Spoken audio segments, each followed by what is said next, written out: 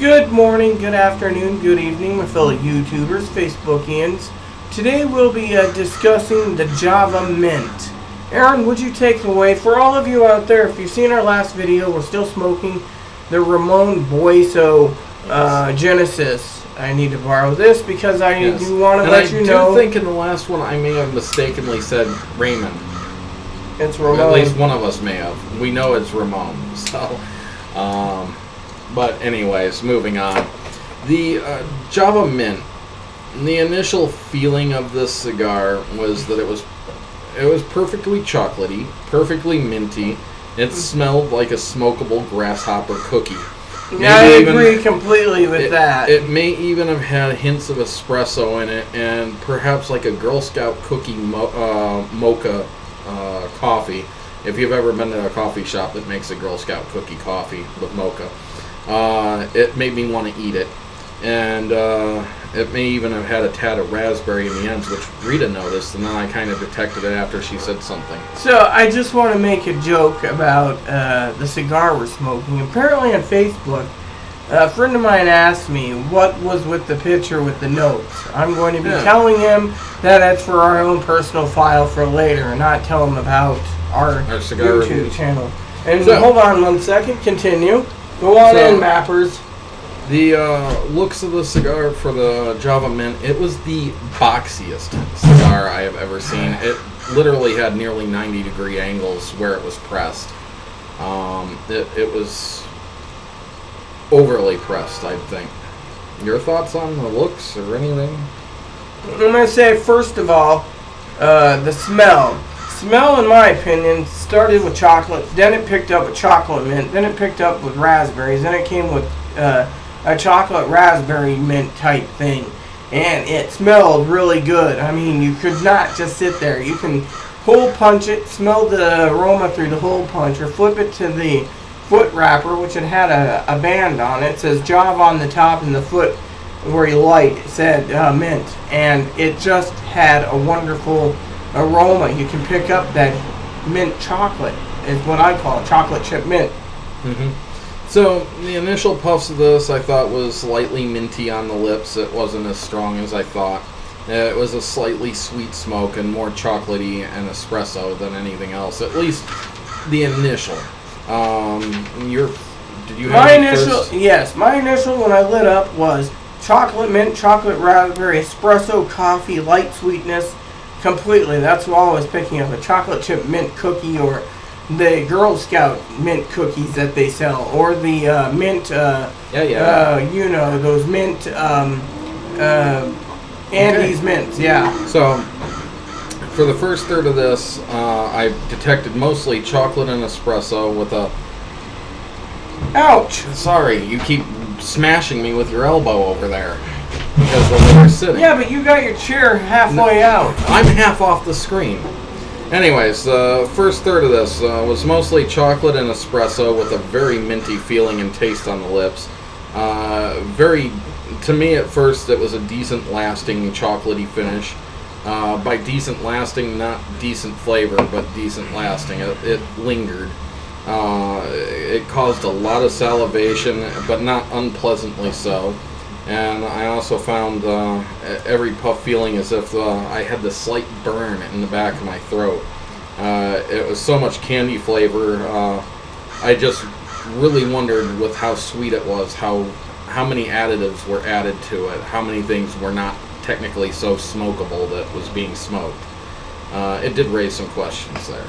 My main concern was and I will explain my first third. The second is, just as Aaron was telling me last night, and I thought about it today, is how much additives is in the cigar, if any. I mean, they're got to have something because of the whole, you know, the whole taste of it. You know, I mean, it's not something, you know, they obviously weren't natural flavors. Well, let me just put it to you this way. There's no natural flavors, but if Drew Estate with Rocky Patel, which made those fused together, made a hot dog flavored a cigar, for example, or a German sausage, I'd be wondering what the heck additives and stuff they put in it to make it smell like those things, but like a cheese flavored cigar. But anyways, My first third was still the same. Chocolate mint, chocolate raspberry, chocolate mint raspberry. Those are the three main components. And when you say chocolate, we mean chocolate. Like pure cocoa. Like opening up a can of Hershey's cocoa and going, you know, it's that flavor. This is not chocolate as in most cigars where it's barely noticeable and mixes in very well with the tobaccos. Anyways, moving on to the second half, it's still a very consistent chocolate mint flavor, almost overbearingly so. The flavors, though, were more drying during the second half, and the salivation kind of went away, and I started getting a real dry throat from it. I would have to agree. I got the same flavors for the first third and the second third. However, in my opinion, the cigar was getting harsh to me because there was a tickle in the back of my throat. I wanted to choke, and I was more so saying, let's hurry this up and get it over with. Yeah, by the second half, you were already saying, I want this one. I also wanted to say, because we still got other notes. I think I got notes in the back here. Yeah, same here. Which is, this cigar, the Java Mint, in my opinion, is overly sugary. I mean, it's a sugar stick you're smoking, in my opinion. And not pleasant in the way that the Cuba Cuba is. The Cuba is very or the Blondie Bellicoso. Anyways, moving on. The final third. The flavors here were beginning to taste more like a chocolate latte and less like chocolate mint. The mint was very subsiding, and it had less of that drying feeling to it and more of the salivation coming back.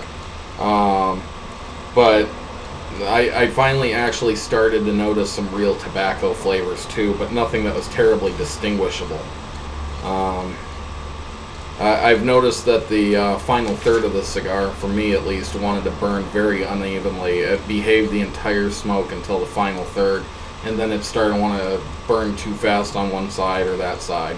Yes, I had to fix mine periodically too, like 5 times, just by lighting it. But I also wanted to say, as well as from full light up, in my humble opinion, I don't know if Aaron would agree, that would be considered a full-bodied cigar, not for your noobs, in my opinion. I wouldn't call it a full body. It was very mellow. Well, in my opinion, it was full-bodied. I know what you're trying to say, and I'll try to explain what you're saying. But anyways, I'll get to that in the afterthoughts. The very end of the smoke, though, was very, very hot smoke. It was hard to smoke down as far as I like to. I really do like to smoke it down, so it's just really a teensy nub. The sweetness was entirely gone at that point, and it was mostly some espresso and nutty flavors if you can smoke it down to where you're almost burning your fingertips. First time I noticed any other flavor other than chocolate mint or latte or espresso. And also the very last puff I got, the mininess made a major return, just like bam, right there. And that takes me through my final third. Well, I just want to talk about a couple other things. The ash was thick and gray. The smoke it produced was basically a smoke bomb. I thought it was a very soft ash. Well, go ahead. And then the other notes I made is the construction issues. I got 2 cracks and 3 errors in the wrapper. It's like Tersador did it, but you got to remember that's a complete flat box press. It was purely boxed, and every time you tapped the ash, you'd get a light roundness, but everywhere else was purely square. And I ended up having at least 2 cracks in it, and a couple errors also where it needed where the wrapper just started to peel away. And by that I don't mean like the seam going and unraveling. I mean like a little piece of tobacco just flaked up, and it's like, well, where'd that come from? I didn't snag it on anything. I didn't tear my cigar. It just didn't make any sense to me why it happened. But anyways, my afterthoughts on this, it kind of had a numbingness on the tongue as a residual, and particularly the lips too. And it was kind of just unpleasant at that point. And I kind of wish that I hadn't smoked the whole thing. But it was okay as a novelty item. And I was talking to Rita that if I had 2 or 3 of these in my humidor, it might actually take me a whole year to smoke these, maybe a year and a half, just if I had 2 or 3. So I would keep 1 or 2 in my humidor, though, just in case I ever happen to be in the mood for something so candy-coated and just different. Well, I also want to say for you viewers out there watching our review of the Java Mint, that I also wanted to say it burns evenly. Mine was an even burn. Like I said, I had a couple areas that I had to fix, but it was burning evenly. As I said, the aftertaste is harsh and a tickle in the back of my throat, but excuse me, the finish was a chocolate mocha in my opinion. And then finally, because Aaron didn't touch base of it, I actually made a better detail of my cigars. I'm trying to be a better reviewer for you all.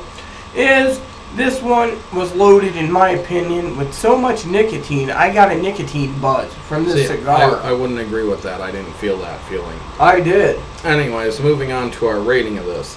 As a cigar, I will only give this a 71.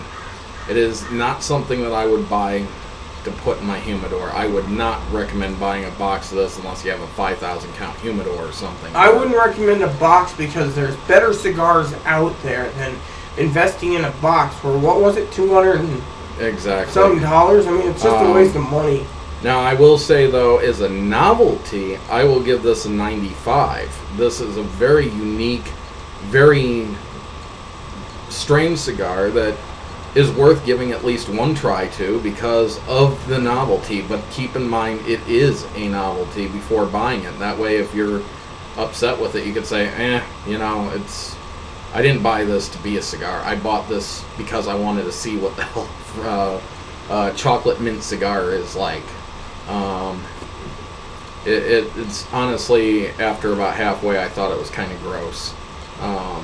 But there was points where I actually enjoyed it too. So that's why I give it a 95 in the novelty and uniqueness category, but only a 71 for it, against all other cigars. I was gonna give it just a flat out 78, with the novelty being 99, just because it's something you could try once in your life if you see it at your local cigar shop. Otherwise, I would leave it alone. Heck, when I was at my local cigar shop in Wenatchee, they had Java lattes, and I'm like, we don't know how well that might do. It might be the same, so sugary, but who knows? They might have changed it a bit. I don't know. Acid is very good at making flavored cigars, and by far, in my opinion, my favorite. I just want to correct that. Drew Estate makes Drew good Estate, acid. yes, Drew Estate. What did I say? Acid makes fine cigars. No, Drew Estate makes acid. And acid, I do truly enjoy the Cuba and the Blondie Bellicoso, which are almost the same flavor.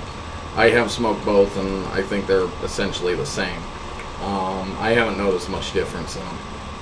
So, anyways, I have nothing further to say about this cigar. Nor do I. I've given you my rating. I've given you my opinion. So please add and subscribe if you like. Post comments, leave feedback, suggestions. Thank you. And may God bless the world.